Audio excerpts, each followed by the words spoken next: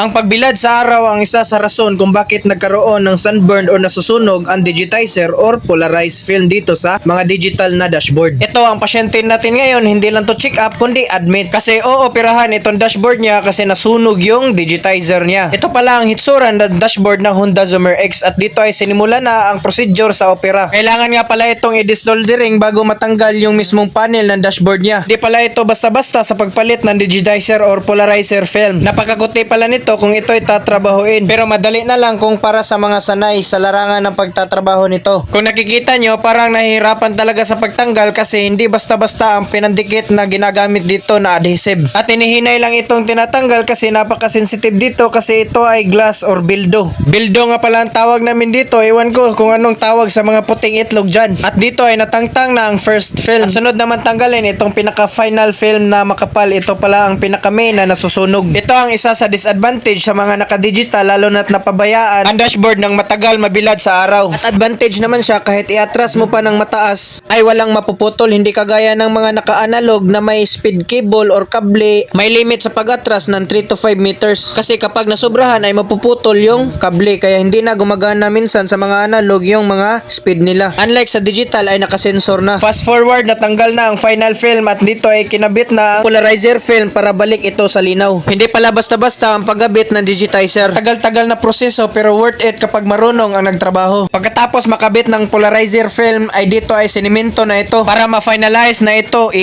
At pagkatapos sinimento ay dinouble check dito gamit ang cellphone na may micro para makita talaga na walang dumidikit dito sa pagsimento. Kasi kapag ikabit diretso, sabog ang labas dito. Kaya kailangan talagang i-double check para maayos ang pagkatrabaho. Pagkatapos dumaan sa quality control ay pwede nang i-release ito. Tinitestingan kung maayos ba pagkasimento. Tingnan nyo.